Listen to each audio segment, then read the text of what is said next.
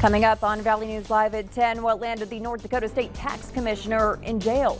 The latest after another armed robbery at a Fargo gas station. Plus changes coming to a Crookston intersection where a girl was hit by a semi. Valley News Live at 10 starts right now. This is Valley News Live at 10. Good evening, everyone. Breaking news tonight out of the state capitol. Today, police had to put North Dakota Tax Commissioner Ryan Rauschenberger in the drunk tank. Officers say he was trying to check into a hotel, but his room wasn't ready, so he went into another room and locked himself in. When police got the door open, they say the commissioner was passed out, quote, intoxicated beyond the point of being able to care for himself. He was taken to jail to detox. It's the latest in a pattern for Rauschenberger, who was charged with having an open container 3 months ago and DUI back in 2017. We're tracking updates on the armed robbery we broke today on Valley News Live at 4. At this hour, a potentially armed and dangerous suspect is still on the loose. It happened at another Casey's convenience store. This one at 204 42nd Street South in the area of Corwin Honda. Let's go to Valley News Live's Kaylee Chella live from the scene. Kaylee? Hey Stacy, yeah, I'm currently at the Casey's where earlier today police responded to a call of an armed robbery, and there are no cars here. The lights may be on, but no one is home. The doors are locked, no one's inside, and it's going to stay that way for the rest of the night. Police haven't told us yet if they have a suspect or if they're male or female. We're still waiting to find out who they're looking for. We'll of course update you when we find out more. But this isn't actually even the first robbery at a Casey's. In fact, a week ago today, a Casey's on 25th Street just south of the I-29 was robbed. Now the man who they're saying is responsible for that robbery did get caught. He's arrested and he is in jail tonight in Cass County Jail. Live in Fargo, Kaylee Chella, Valley News Live. All right, thanks, Kaylee. New tonight at 10, the city of Crookston is attempting to take steps to improve safety for residents. This comes after a girl was hit by a semi while on a sidewalk. Valley News Team's Nishay Taylor has more on how they're now working with the state to create a safer city. The city of Crookston is now starting the first phases of conducting a corridor study for Highway 2 in the city's center. The study will help evaluate transportation and pedestrian needs and concerns within the project limits of Main Street and Broadway. There's been 139 crashes in the last 10 years, 9 of them involving a pedestrian walking or bicycling. Most recently, 10-year-old Kaylee Acevedo was hit by a semi while waiting on her bike at the corner of Broadway and Roberts, causing her to lose her leg. Sections are certainly one thing we want to look at.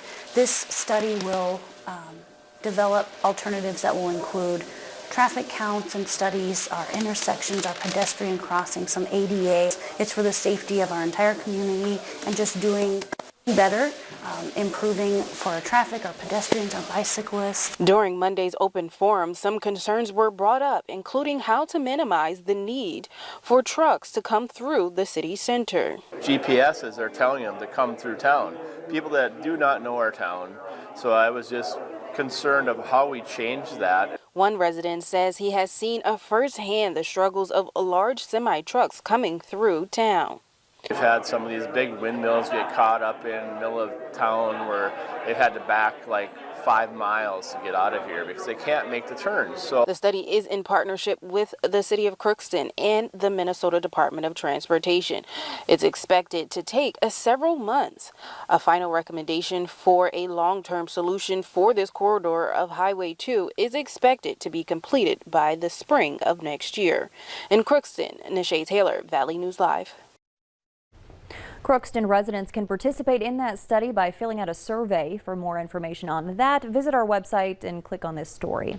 Hutch joins us now with a first look at your forecast. Hutch? Stacy, thanks so much. We do have some changes taking place overnight. We're not going to get as cold tonight, but our main concern is wind and some fog. Reduced visibilities are already showing up out in our western counties. A half of a mile visibility in the Langdon area right now. As we zoom in a little bit closer, you can see the highlighted areas with Rolla, Candu, and also Rugby with some restrictions to those visibility. Now, part of this is fog, extends all the way down into the Carrington area.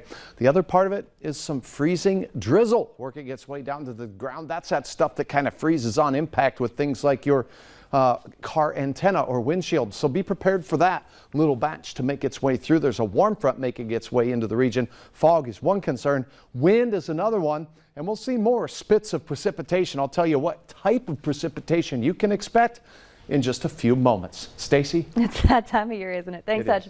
Valley News Live has learned that Sanford Health gave almost $50 million in severance to its former CEO. Filings from the IRS show Kelby Krabanoff received more than $49 million when he left his job last year. Sanford reported the compensation. They say that money was a combination of his salary, severance, and 2 payouts from a retirement plan. Tonight, Fargo City Commissioners are being asked to consider ending a wildlife management program that allows bow hunters to kill deer within city limits. Police Chief Dave Zabolski said a recent study shows harvest rates are low, the plan is no longer effective, and it's now created a public safety threat. He also says the hunt is time-consuming for the officers who manage it. In the first of 3 votes that must happen tonight, commissioners voted 3-2 in favor of repealing that law. Breaking news tonight out of Colorado. Police in Aurora now say multiple suspects are likely on the loose after a shooting that injured 6 teenagers today. That took place at a park near Aurora Central High School. The victims are 14 to 18 years old and have all been taken to the hospital. Witnesses reported hearing 30 to 50 gunshots. So far, officers have only said they're searching for suspects no longer at the park. The manhunt is over for a man who police say held a woman at gunpoint. Sharmaki Abdullahi was arrested over the weekend. Police say he got into a woman's car with a gun and told her to take him to Gate City Bank in Moorhead. They say he told her to withdraw money so he could use it for rent. He left when the woman wasn't able to get any money out of the ATM, but she says he threatened to kill her if she called police. If convicted, he faces up to 25 years in prison. A scary scene at the Minneapolis-St. Paul airport Friday after police say a man threatened to kill a TSA agent. 44-year-old Frank Towers faces several charges. Law enforcement eventually had to tase him. They say he was also throwing chairs, punching TV monitors, and masturbating in the middle of the airport. A woman has been sentenced to 45 months in prison for a string of violent robberies in Fargo. 20-year-old Harley Haugen will also serve 3 years of supervised release. Back in 2019, police say she conspired with a group of people to rob customers of commercial sex. They say they arranged to meet with the victims and use weapons to rob them. As COVID-19 cases surge in Minnesota, hospitals are stretched thin for patients needing immediate care. Nearly every ICU bed in the state is currently in use. Today, 1,125 ICU beds were in use of the 1,158 capacity. ER wait times are also being particularly impacted during this surge. President Joe Biden signed into law a $1.2 trillion infrastructure package today. The legislation will deliver $550 billion of new federal investments over 5 years. It includes money for roads, bridges, mass transit, and more. The package includes a $65 billion investment to improve the nation's broadband infrastructure and tens of billions for improving the electric grid, water systems, and building a nationwide network of plug-in electric vehicle chargers. The ceremony comes as the president is facing slumping numbers in the polls. Things like people unhappy over the pandemic and its resulting economic problems, including record inflation, are contributing to the president's lagging popularity.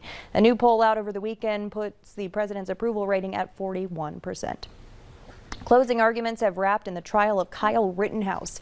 The 18-year-old has pled not guilty to charges of killing 2 activists and wounding another during the 2020 protests that followed the police shooting of Jacob Blake. The prosecution and defense presenting dramatically different depictions of Rittenhouse's actions. A lot of murder cases we're in here trying to convince a jury that the defendant killed somebody. That's not in dispute here. That's the easy part. The question is, does he get a pass? Every person who was shot was attacking Kyle. One with a skateboard, one with his hands, one with his feet, one with a gun. Hands and feet can cause great bodily harm. The jury will begin deliberations in the morning. More help is on the way for teens in North Dakota who struggle with addiction or mental health issues. Eckerd Youth Home in Bismarck is a residential treatment center for 14 to 18-year-olds across the state. And starting in January, they'll be able to take in more individuals seeking help. The home was just awarded a second contract by the North Dakota Department of Human Services. Since starting the program just 9 months ago, Eckerd has served 70 teens from across the state. Still ahead tonight, why a North Dakota nonprofit is suing the state of Colorado over Native American mascots. But next we have a few challenges in our forecast. We did see on a cloudy day a gorgeous setting sun. Well, illustrated here by our Dakota Magic Casino view down there at the Hankinson exit. We do have some fog settling in to our western counties. We'll have details on what you can expect in your forecast on a tricky Tuesday next.